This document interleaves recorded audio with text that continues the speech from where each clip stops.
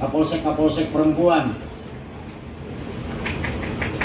laki-laki. Tapi kalau ingin negara ini kuat, maka berdayakanlah perempuan. Kata pemenang hadiah Nobel dari Afghanistan. Jadi kita mengedepankan perempuan supaya negara ini makin kuat. Seluruh tamu undangan, rekan-rekan media yang saya hormati, hanya dalam meliput acara ini. Allahu Akbar, Allahu Akbar, Allahu Akbar. La ilaha illallah, Wallahu Akbar, Allahu Akbar walillahil hamd. Sebanyak 198 ekor sapi dan 68 ekor kambing. Ini kami kumpulkan dari seluruh anggota Polda Metro Jaya, Pak Menteri. Jadi dalam masa pandemi 2 tahun ini tidak menyurutkan niat anggota Polda Metro Jaya untuk melaksanakan kurban sebagai kewajiban sebagai seorang umat muslim. Lalu kurban tersebut kami salurkan dalam bentuk rendang sebanyak 11 ton yang dikelola oleh 16 UMKM. Binaan Polda Metro Jaya tentunya yang dikoordinasikan oleh Mak Cia. Terima kasih Mak Cia sudah meluangkan tenaga dan pikirannya. Kita berdiskusi dengan beliau bagaimana supaya UMKM ini bisa kita berdayakan dalam 2 tahun masa pandemi ini. Dalam masa kepemimpinan saya ingin selalu ada terobosan. Dalam bertugas, dalam beribadah.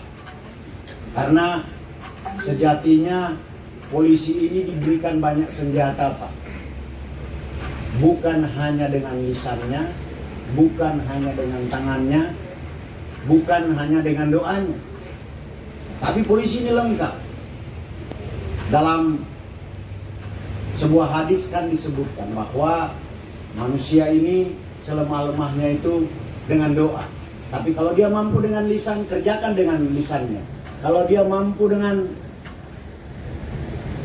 berbuat, kerjakan itu. Jadi kami terus mensiarkan ini dalam bentuk Ramadan, dalam bentuk kurban barokah. Kalau dulu COVID, sekarang ada COVID dan PMK, penyakit mulut dan kuku. Namun saya melihat permasalahan tersebut sebagai kesempatan untuk terus berinovasi. Kami tidak ingin menjadikan kesulitan ini sebagai hambatan. Bumi ini memang diawali dari kekacauan. Namun kemudian datang keteraturan.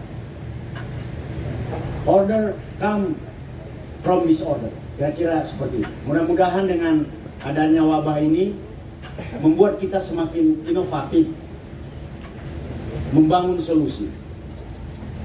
Tahun ini ada siap bergerak, platform kerelawanan yang dijelaskan oleh Mas Vandika tadi yang lahir dari permasalahan pandemi.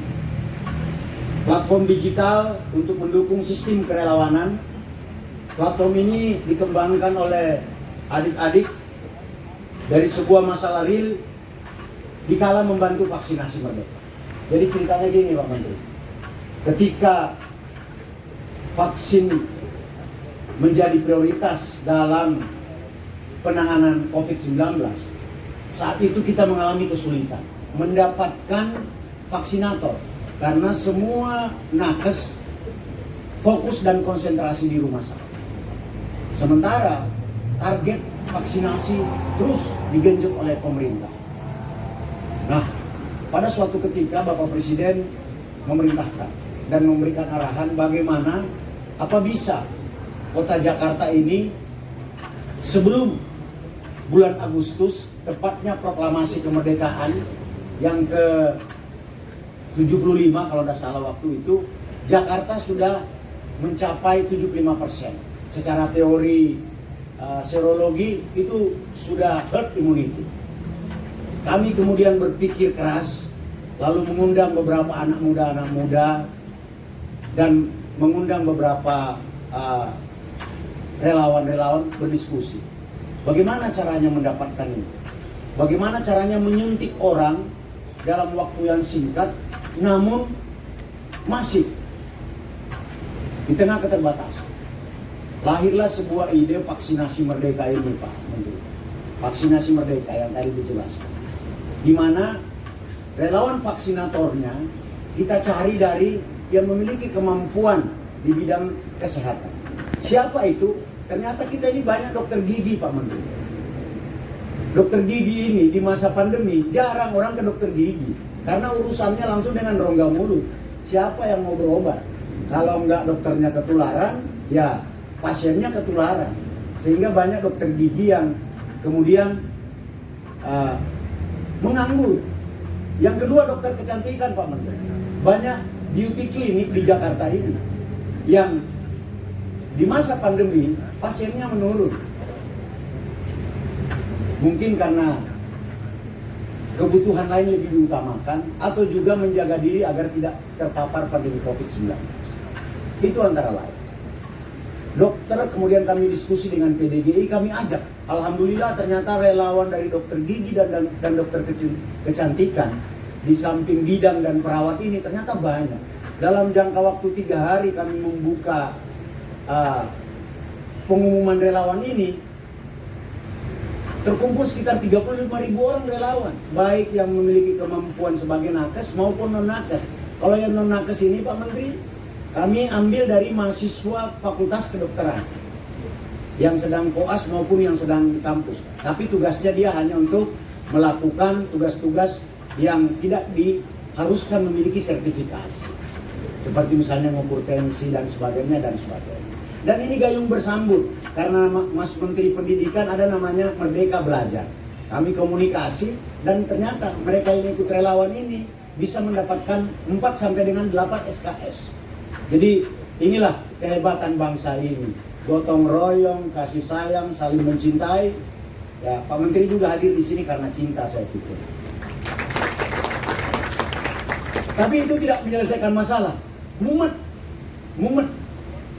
Mumetnya kenapa?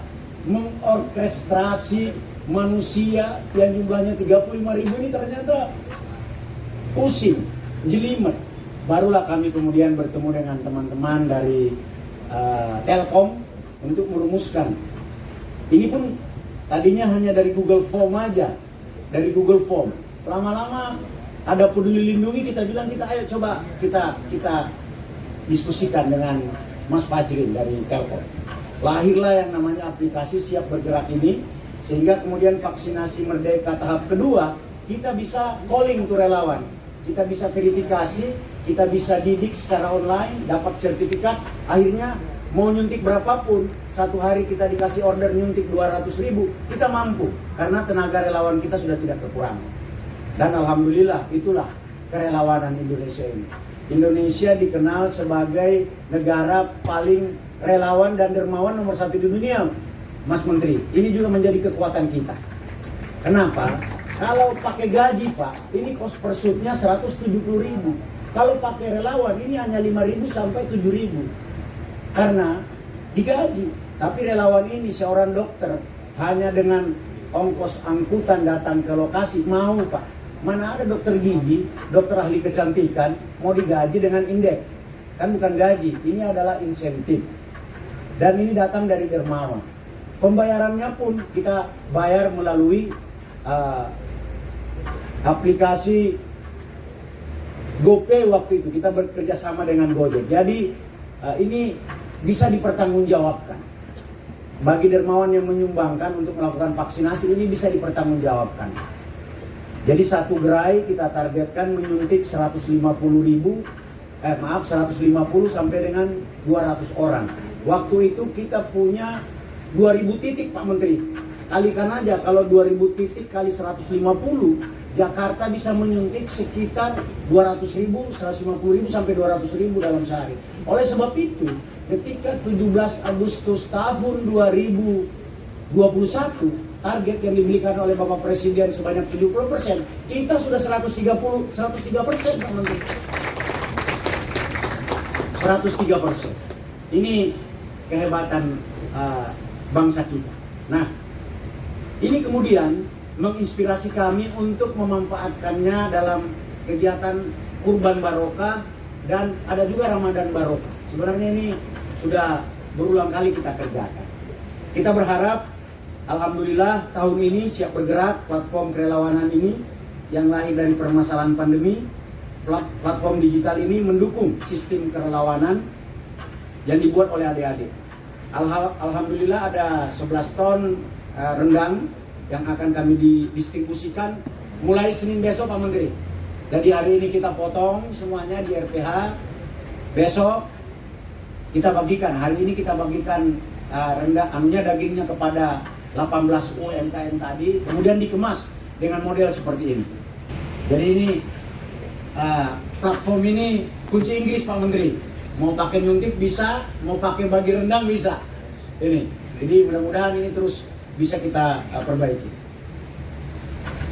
Dibagikan oleh relawan dan anggota Polri. Kalau dulu Pak Menteri kita menyuntik anggota Polri, kemampuannya sedikit. Begitu digabungkan dengan relawan, Masya Allah luar biasa. Sekarang juga begitu. Babin Kamtibmas tidak perlu capek-capek. Satu orang Babin Kamtibmas dibantu oleh satu tim yang isinya 10 orang relawan. Babin Kamtibmas hanya menjadi dirijen, mengorkestrasi pembagian supaya tepat sasaran dan kehadiran Polri juga di tengah situasi pandemi ini dan wabah PMK ini bisa dirasakan oleh masyarakat.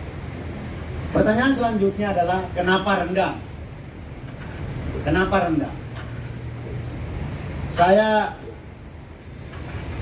orang Makassar, tapi kalau makan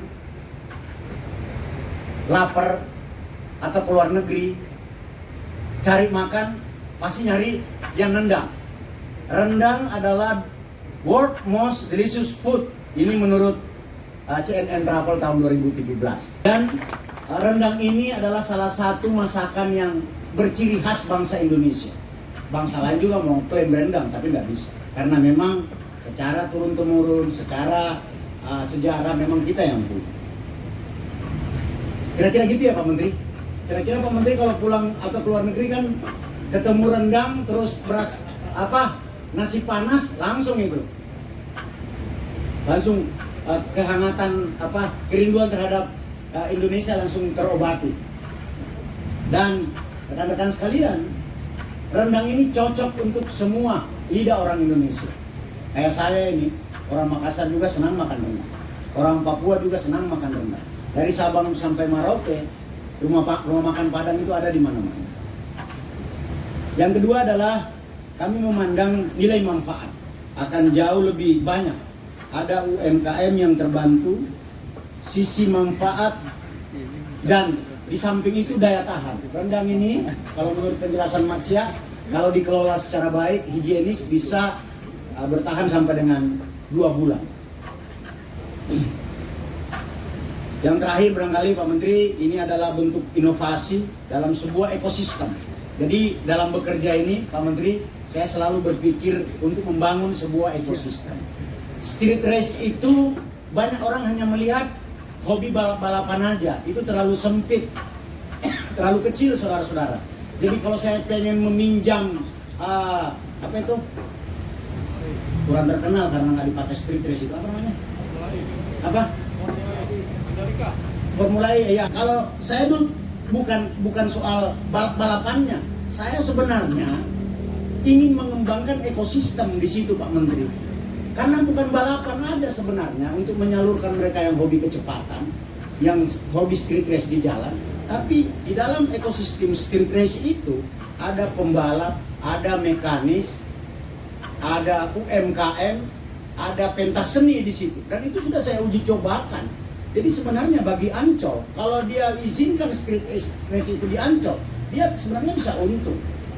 Tapi itu kalau dilihat secara ekosistem. Tapi kalau yang berpikiran sempit melihatnya hanya balapan, itu tidak akan sampai ke sana barangkali.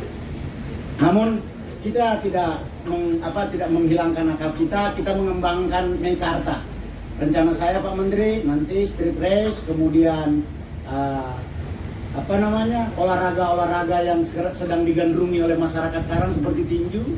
Nanti Di situ dikelilingi oleh UMKM, kemudian malamnya ada pentas musik supaya budayawan, UMKM, pembalap, kemudian petinju dan hobi-hobi lain yang bisa membuat merchandise, kaos dan sebagainya bisa kita kembangkan di situ. Ingat, itu rekan-rekan media.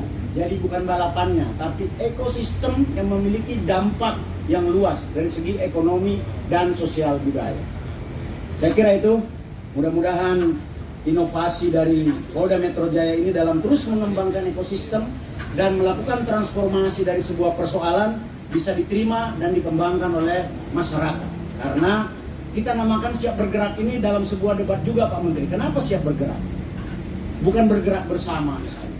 Dalam filosofi siap bergerak, semua ada di dalamnya.